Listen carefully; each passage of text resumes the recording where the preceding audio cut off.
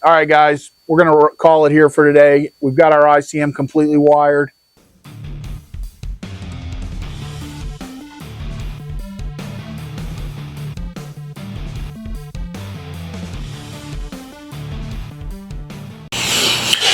Morning, everybody. Welcome back. Saturday in the shop, and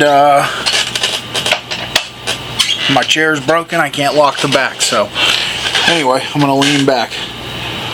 Today we are going to work on the giveaway bike. If you don't know what I'm talking about and you're new here, we are trying to give away this custom built Honda Shadow 600 chopper. So later in the video will be all the information on how to do so to enter to win. So please, please, please, let's get this thing off to its new home with someone. See what we can't come up with there. We're going to work on wiring today. This is something a lot of people ask about. So my plan is to kind of go slow with it and do like a real step-by-step wiring explanation for this bike. We're going to start today with the ignition system, the ICM, and that may be all we get to, because like I said, I'm going to go really slow, step by step, so that somebody, if they desire, can use this and kind of follow along and do their wiring on their bike. So that's our plan, and we're going to get after it. So appreciate you guys stopping in, checking out what we're doing, and we're going to start getting some wiring done. Alright guys, so first things first, if I can get this zoomed in here so you guys can really see, we're going to start with the ICM. So quick note, the much later Shadows, I honestly don't know what year the change was made, but somewhere in the mid 2000s we went from this ICM, which has 2 plugs, 6 wires in one plug, 4 wires in the other, to a newer style with a big plug. It's much less of the 600s, so I'm going to focus on this style right now because I feel like that will be the one that's the most help for the most people. So first thing we need to do is go ahead and label up all of our wires in the ICM. Okay, so I've got a stock wiring diagram here that's been highlighted for the ignition circuit only. So that's very helpful. I'll put this up, you're seeing it on the screen now, and I'll put a link in the description. I'm going to put this up on our website somehow. I just got to figure out how to do that. And then here, which you're seeing also now, is a color photo of the plug layout. If you don't have your original plug, like this is a new setup, brand new plugs, and we just use what wire we had. So we're going to label these just so we know what everything is. If you have your original wires, it'll be a little bit easier. A lot of times if we throw out the stock harness, we just go ahead and chop off, you know, leave 3-4 inches of wire, and then our colors on this plug will match what's on our diagram. So that's the preferable way to do it. I just don't always have the right plugs or whatever, and so I use new ones. So we're going to start out with the 4-wire plug. This is the 4 wires that run to your pulse generator. So in your 600 engine, underneath the clutch cover, there's the pulse generator. There's a little toothed wheel like this. This is what times your engine, and it spins on the end of the crankshaft and signals the engine to, or signals the pulse generator to make a pulse, which signals the ICM to send a signal to the coil and make spark for you, if you don't understand how that works. It's pretty basic stuff. So on this plug we have 4 wires, factory setup, you'll have a blue and white, a yellow and white, and a yellow. And then on the pulse generator wires, you have the same colors. So this is pretty straightforward stuff. So I'm going to use our little label printer here. I'm actually working on having some of these label printers,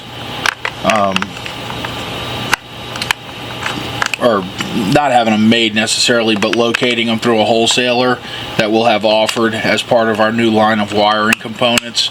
We're working on a lot of different components for wiring systems.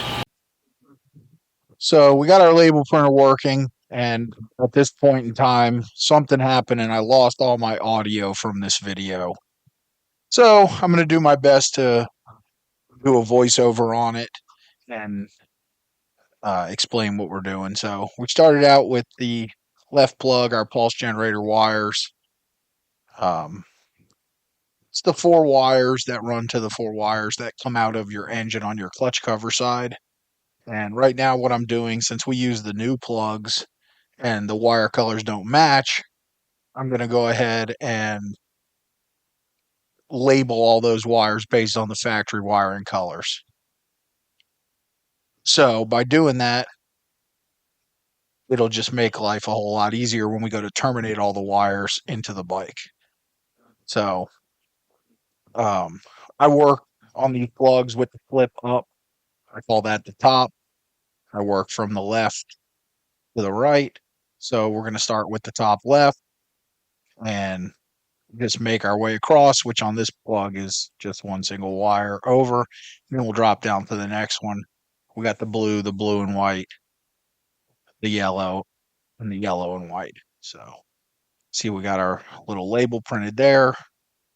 This heat shrink is sometimes a little bit of a pain in the butt to get open. So, especially with big hands, but it's not too terrible. You kind of get it squeezed and roll it in your fingers, and that will open it up so you can slip your wire in. Once you got the wire in, which is coming up here in a minute, and it heat shrinks down, use a lighter or a torch or a heat gun or whatever you prefer to use for that.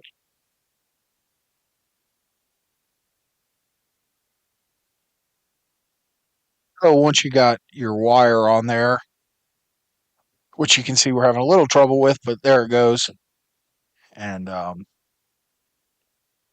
it's important when you're labeling your wires, slide the label down a little bit, leaving the end exposed so you still have enough room to strip the wire and have a solder connection without screwing up your label.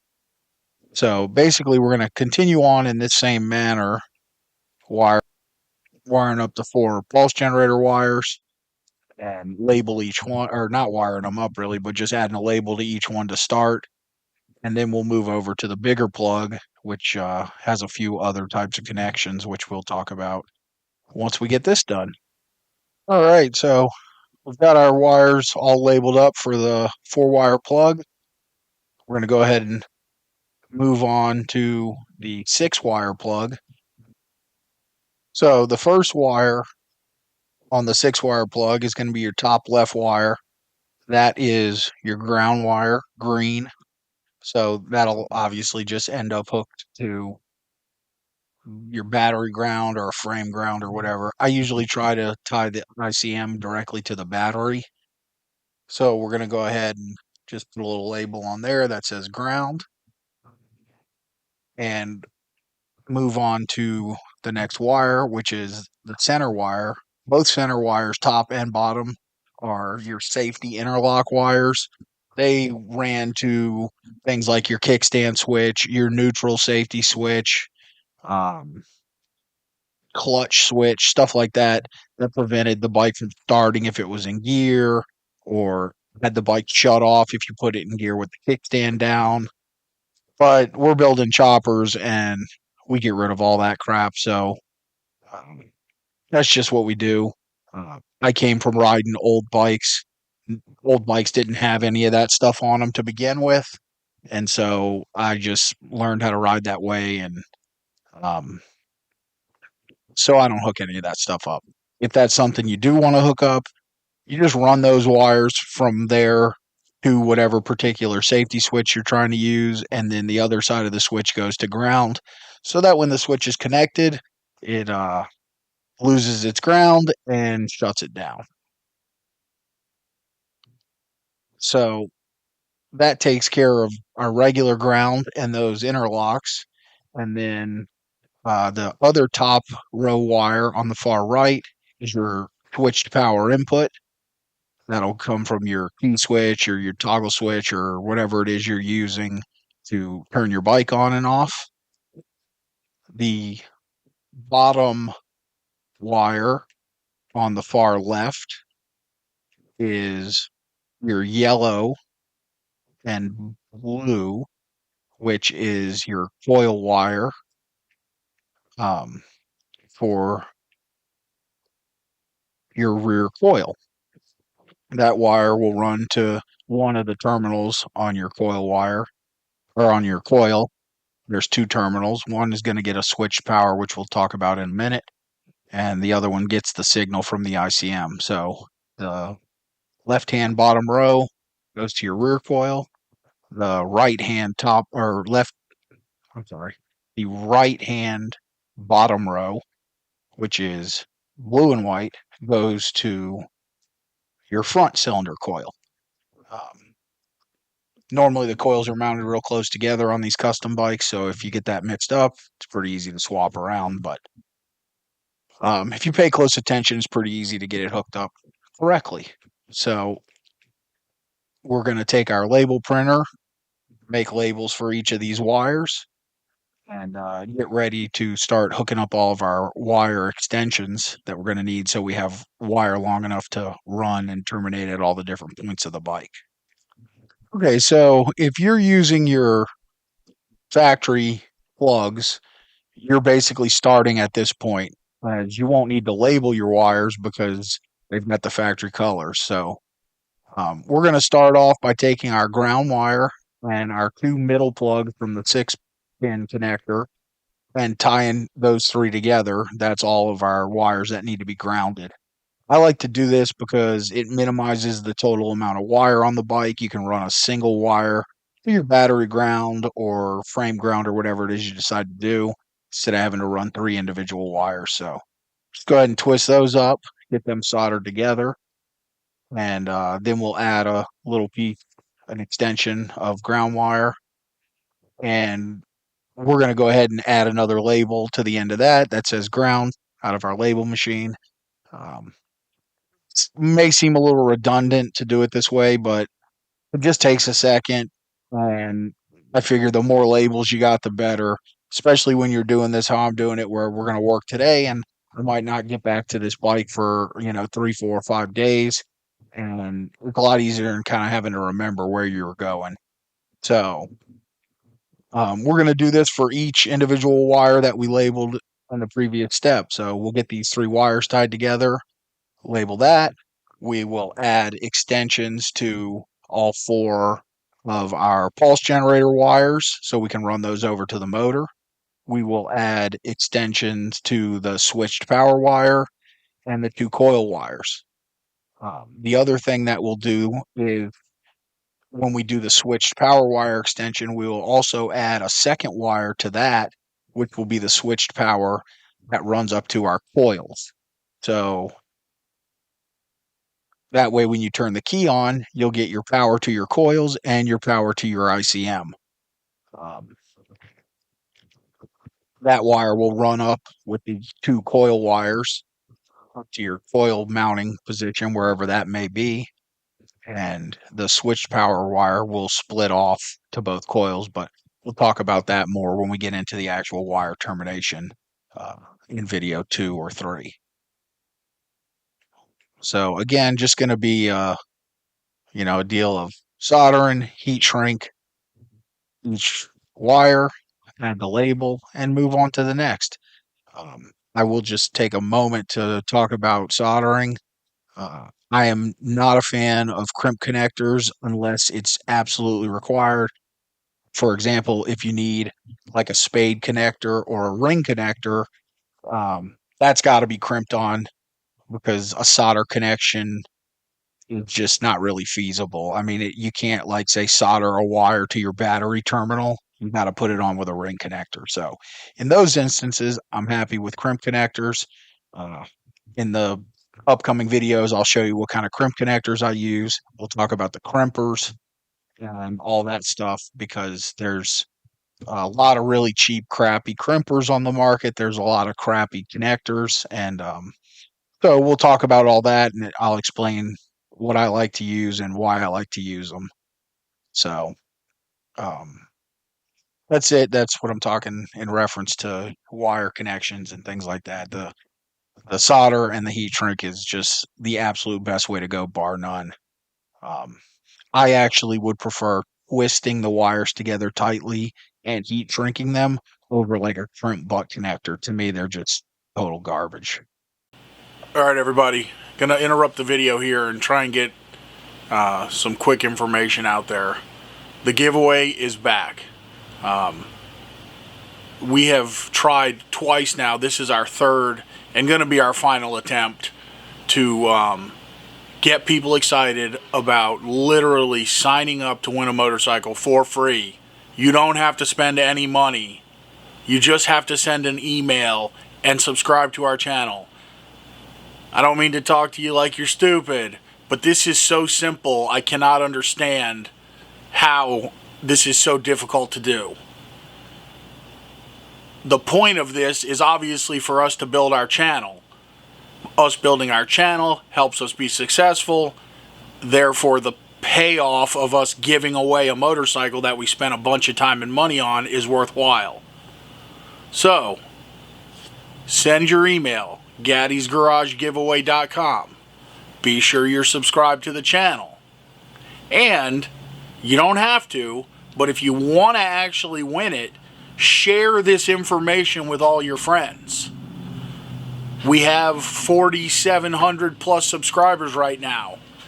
If everybody gets one person to subscribe to the channel, we'll hit the number in like a day or 2 days, and the bike will go to its new home, which would be super cool for us. This is a simple thing, and I am just completely dumbfounded at the fact that we can't get people to do this. So, help me help you. I think that was Jerry Maguire. But anyway, we want to give the bike away. It'll be an awesome thing. It's a good feeling doing something nice for somebody. But yeah, we do have to get something out of it. We can't just build motorcycles for free and give them away. We'd be out of business quick if we weren't getting some return on our investment. So for us, the return on our investment is building the channel into a success. So please do this. And we're going to get back to our regular video. So we got all of our wires extended off our ICM. We're just taking a look at where it's going to go here in our battery box. We use these Coors Light 6-pack tins on occasion for battery boxes. I just think they look cool. People seem to really like them when they see them on the bikes. And so that's what we use. We actually do have a couple of these available on the website if you want one. We have them from time to time when I'm able to find the tins and make the conversion pieces for them. They're just not readily available, so I kind of scoop them up here and there when I can find them. But this will end up getting mounted in the box there with the battery and the voltage regulator, and then we'll route all our wires out to the bike and to the different areas it needs to go. So the last thing we got to do is get a little bit of wire loom on our wires here. Some really cool kind of fabric looking heat shrink I found. Goes on the wire from the end. You know, it's closed, no split loom or anything like that. And it shrinks down, has a nice cloth look. Really pretty cool stuff. So this is my first time using it, but I really like how it has turned out. And it'll give some protection to the wires, plus it makes it look nicer in the areas where it's exposed, since we are just using plastic wire and not like cloth covered wire on this particular wiring job. So Other than that, that is basically the extent of setting up the wiring for your ICM. There's nothing more you need to do except, get it situated on the bike where you want it and start laying out where your other components are going to mount and routing your wires there, which we will discuss in the next episode. All right, guys, we're going to call it here for today. We've got our ICM completely wired. We got to order a couple parts. We need a battery. We need a voltage regulator. And once we have that stuff, we'll get these parts mounted in the battery box. And I will show you guys how I go about running and routing and terminating wires. So that will be part 2. My plan is to break this into several parts, however many it needs to be, 2, 3, 4 parts that are sort of easy to follow along and, really be a decent how-to step-by-step on scratch wiring a bike. This process applies to just about any bike. This is specific, obviously, to this 600 Shadow, but you can take these principles and apply them to absolutely any bike. So, all right, guys, that's a wrap. We are out of here. Please get your entries in to win this bike. We are, 2,400 subscribers shy of where we need to be.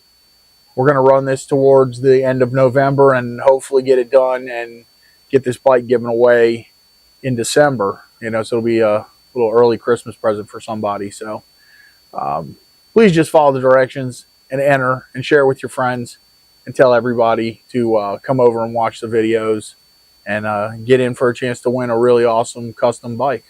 So that is it. We are out of here. Have a great weekend, and we hope to see you next time at Gaddy's Garage.